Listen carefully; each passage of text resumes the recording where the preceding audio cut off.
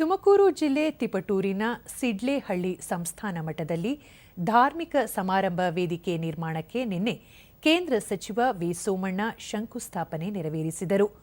ಇದೇ ವೇಳೆ ಜಗದ್ಗುರು ಪಟ್ಟದ ಕರಿಬಸವ ದೇಶಿಕೇಂದ್ರ ಶ್ರೀಗಳ 114ನೇ ಸಂಸ್ಮರಣೆ ಮತ್ತು ಇಮ್ಮಡಿ ಕರಿಬಸವ ದೇಶಿಕೇಂದ್ರ ಶ್ರೀಗಳ 27ನೇ ಪೀಠಾರೋಹಣ ಸಮಾರಂಭಕ್ಕೆ ಚಾಲನೆ ನೀಡಿದರು. ಮಾಜಿ ಸಂಸದ ಜಿಎಸ್ ಬಸವರಾಜು ಮತ್ತು ಮುಖಂಡರು ಉಪಸ್ಥಿತರಿದ್ದರು. ದೂರದರ್ಶನದೊಂದಿಗೆ ವಿ ಸೋಮಣ್ಣ, ಗುರುಕುಲಾನಂದ ಮಹಾಸಂಸ್ಥಾನವು ರಾಷ್ಟ್ರಕ್ಕೆ ಉತ್ತಮ ಕೊಡುಗೆ ನೀಡುತ್ತಿದೆ. ಶಂಕುಸ್ಥಾಪನೆ ನೆರವೇರಿರುವ ಕಟ್ಟಡ ಮುಂದಿನ 1 ವರ್ಷದಲ್ಲಿ ಪೂರ್ಣಗೊಳ್ಳುವ ನಿರೀಕ್ಷೆಯಿದೆ ಎಂದರು. ತಿಪಟೂರು ಶತಾಬ್ದಿ ಎಕ್ಸ್‌ಪ್ರೆಸ್ ರೈಲು ನಿಲುಗಡೆ, ಅರಳಗುಪ್ಪೆಯಲ್ಲಿ ರೈಲು ನಿಲುಗಡೆ ಬಗ್ಗೆ ಆದೇಶ ನೀಡಲಾಗಿದೆ ಎಂದು ತಿಳಿಸಿದರು.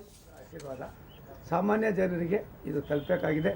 ಹೋದ ಸಾರಿ ನಾನು ಜನಶತಾಬ್ದಿ ಎಕ್ಸ್‌ಪ್ರೆಸ್ಸನ್ನು 2 ರೈಲುಗಳನ್ನು ನಿಲ್ಲಿಸ್ತಾ ಇದ್ದ ಸಂದರ್ಭದಲ್ಲಿ ಅರಳಕುಪ್ಪೆಯ ಗ್ರಾಮಸ್ಥರು ಜನ ಅಲ್ಲಿ ಭಾಗದ 16 ಹಳ್ಳಿಯವರು ಬಂದು ಗದ್ದಲ ಮಾಡಿದ್ರು, ನಮಗೆ ಟ್ರೈನ್ ನಿಲ್ಲಿಸ್ತಾ ಇಲ್ಲ ಅಂತ. ಅದು ಕೂಡ 3 ದಿವಸದ ಹಿಂದೆ ನಾನು ಡೆಲ್ಲಿಯಲ್ಲಿದ್ದೆ, ಅಲ್ಲಿ ಆದೇಶ ಮಾಡಿದ್ದೇನೆ.